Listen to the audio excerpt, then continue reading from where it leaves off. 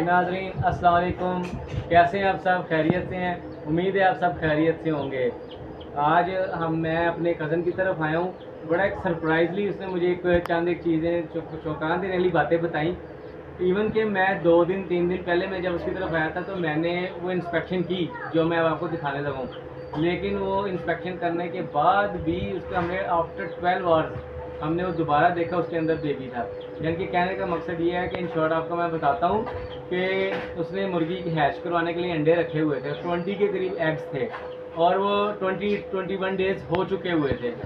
और जब मैंने उसको कैंडलिंग की तो मैंने यानी कि उसमें से 2 बेबीज़ निकले हुए थे और बाकी सारे अंडे मैंने रिजेक्ट कर दिए कि ये बेबी इनमें नहीं है। लेकिन मुझे किसी 1-2 पे शक था, वो मैंने रख दिया।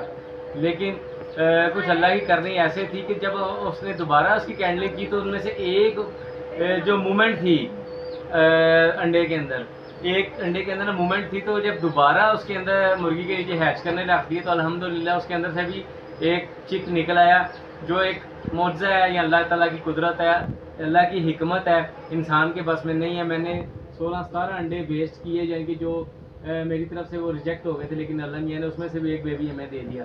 अभी मैं आया उस कज़न की तरफ देखने के लिए। ये नाज़रीन जिनका जिक्र मैंने किया था ना, वो ये एग्स हैं। ये मैंने रिजेक्ट कर दिए थे, लेकिन दोबारा मेरे कज़न अगले दिन, मैं कह रहा था ना कि अब 12 घंटे बाद नहीं, 24 आवर्स आफ्टर 24 आवर्स इनमें से फिर दोबारा कैंडलिंग की तो दोबारा उसमें से एक मूवमेंट नज़र आई, तो जो हमने मुर्गी के नीचे रखा और उसमें से बेबी निकल गया। अब वो खुशकिस्मत बेबी अभी आपको दिखाते हैं। बिलाल भाई दिखाएं ज़रा हमें वो बेबी।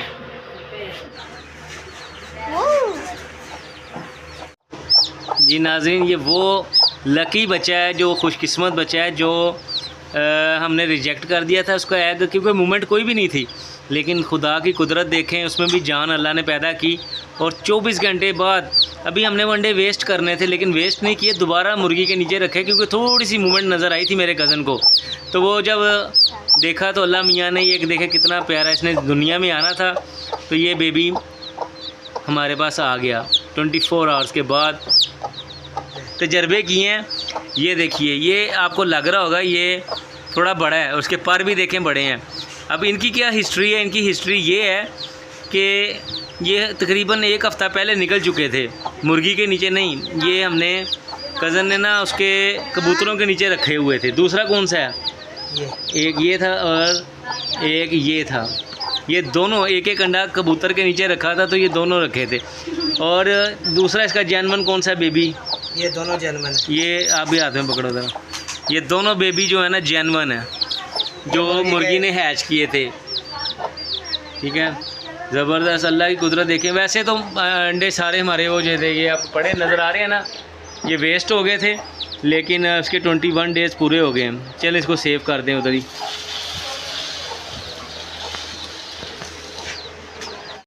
ये चंद दिन पहले की वीडियो है, जो अंडे कबूतरों को नीचे से हैच करवाए। ये देखिए अल्लाह ताला के काम, ये माशाल्लाह। आप देखें,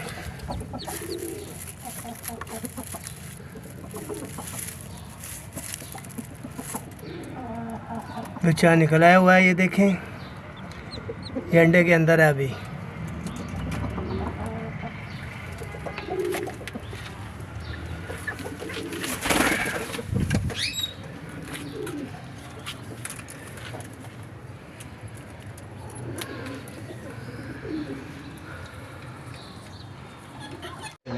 आज के ब्लॉग में मेरे तो बड़े जन के मुझे खुशी हुई है अल्लाह ताला की तरफ से कि देखें, जिस रूह ने इस दुनिया में आना होता है ना, वो आके ही रहता है, और जिसने नहीं रहना होता वो बेचारा फौत हो जाता है।